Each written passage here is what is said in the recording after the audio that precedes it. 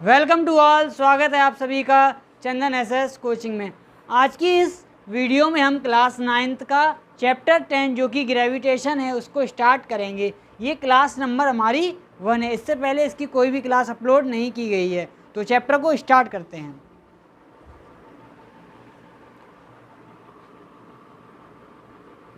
Newton observation. जैसा कि हम सभी लोग जानते हैं कि हमने सुना भी है कि जब कोई एप्पल किसी पेड़ से नीचे गिरता है तो वो नीचे ही क्यों आता है, या किसी भी ऑब्जेक्ट को हम जब फ्री फॉल करते हैं तो वो नीचे ही क्यों आता है, आज हम इस चैप्टर में पढ़ेंगे deeply.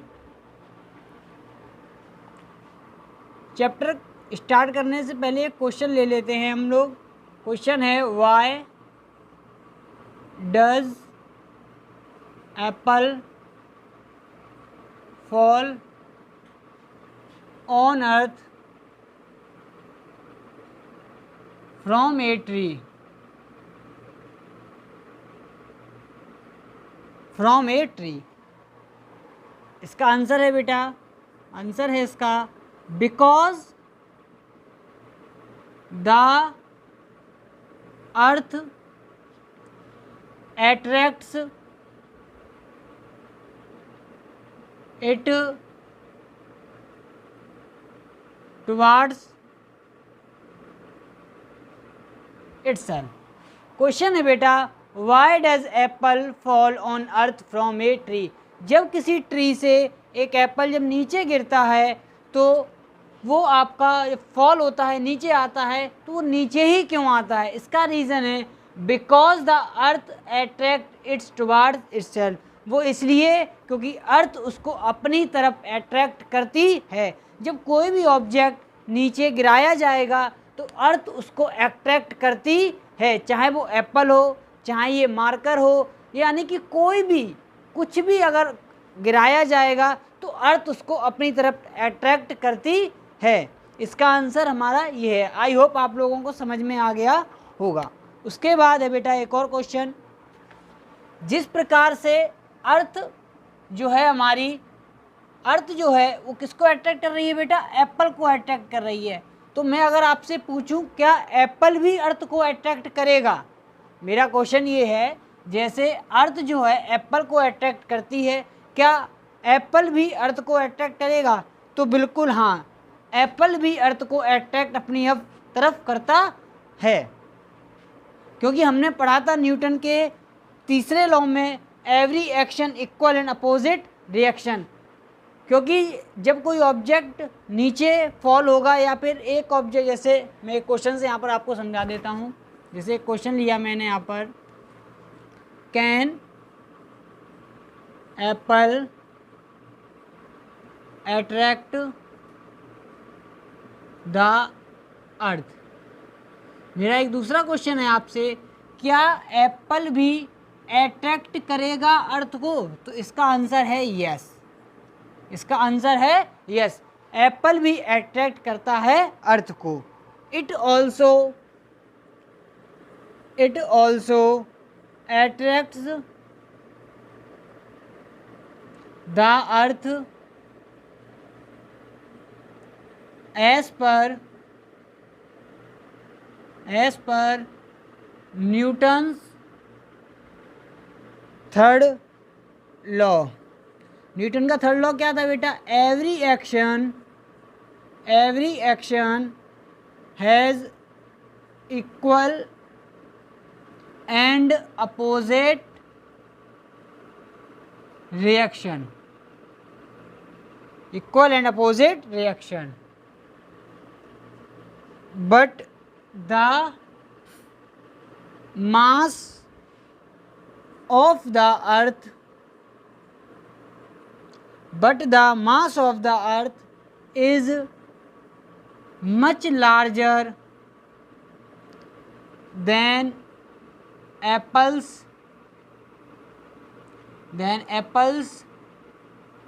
mass. Thus the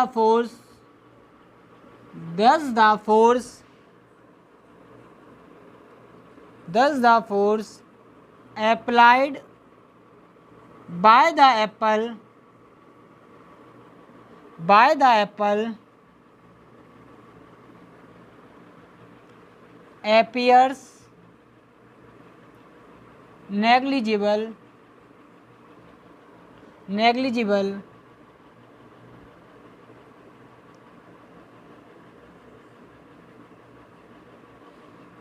and earth never moves towards it। समझ लेते हैं बेटा क्या लिखा है इसमें।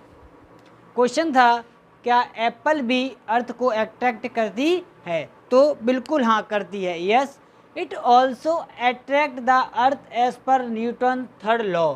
ये बिल्कुल अट्रैक्ट करती है क्योंकि न्यूटन के तीसरे लॉ ने हमें यही बताया था। Every action has equal and opposite reaction. किसी भी बॉडी पर हम जितना ज़्यादा एक्शन करेंगे बदले में उतना ही हमको रिएक्शन मिलेगा। But the mass of the earth is much larger.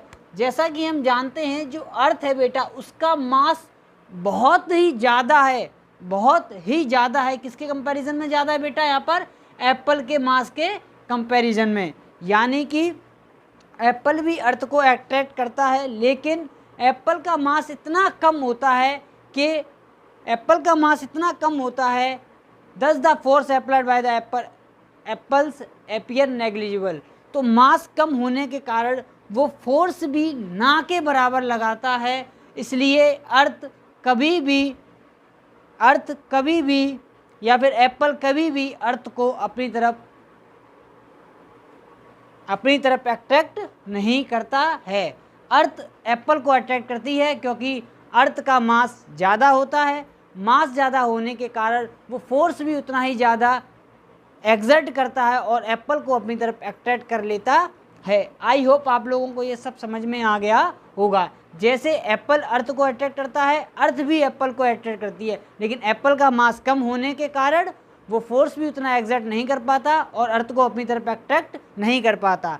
अर्थ का मास ज़्यादा होता है, मास ज़्यादा होने के कारण वो मास ज़्यादा होने के कारण वो एप्पल को आसानी से अट्रैक्ट कर लेता है। आप ये अपनी कॉपी पे लिख सकते हैं या फिर स्क्रीनशॉट आप ले लेना इसका। अब मैं इसे इरेज कर देता हूँ।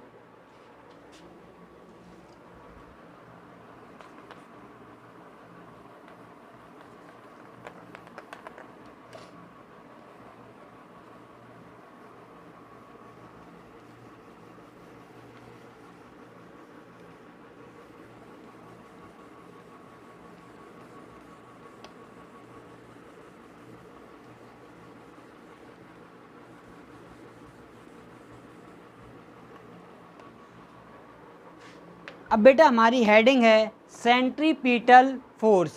Centripetal force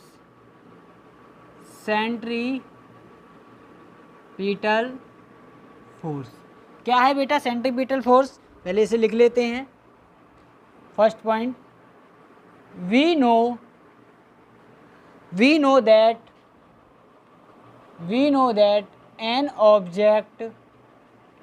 N object in circular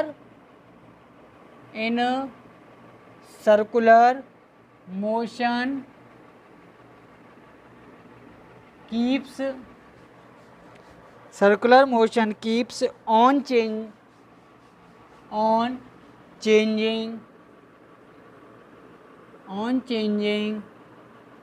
its direction। Second point है बेटा, due to this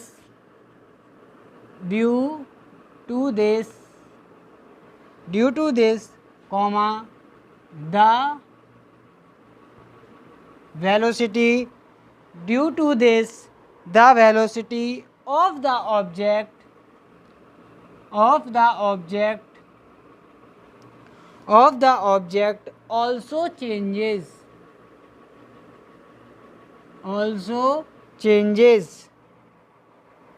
also changes। Third point है, a force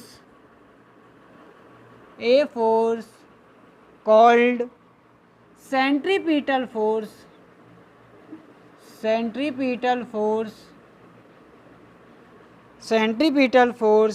acts on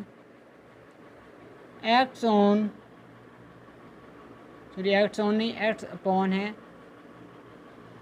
the object that keeps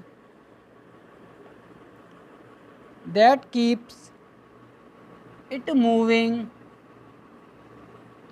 in circular path. Fourth point is the centripetal force is exerted from the center of the path. Last point है हमारा बेटा fifth point, without the centripetal force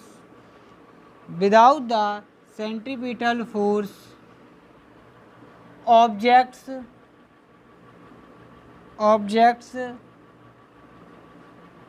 can not move in circular path, comma they would always travel straight.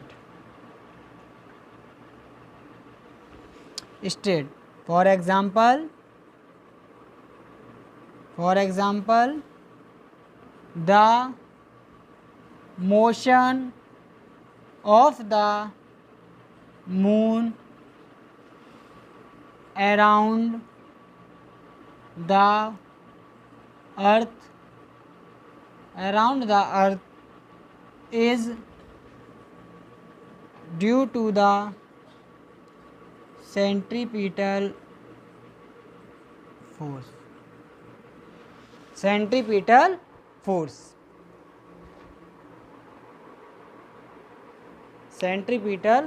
Force. देखिए बेटा centripetal force क्या है, one by one हम एक एक पॉइंट समझते हैं। We know that an object in circular motion keeps on changing its direction. बेटा जब कोई ऑब्जेक्ट सर्कुलर मोशन करता है तो उस टाइम उसकी डायरेक्शन कंटिन्यूअसली चेंज होती रहती है। यानी कि जब कोई ऑब्जेक्ट हमारा सर्कुलर मोशन करेगा तो उसकी बेटा डायरेक्शन चेंज होती है। कैसे डायरेक्शन चेंज होती है, मान लीजिए ये कोई सर्कुलर पाथ है और इस पर कोई ऑब्जेक्ट मूव कर रहा है, तो बेटा इस पर जब मूव करेगा तो पहले डायरेक्शन उसकी ये होगी, ये डायरेक्शन होगी।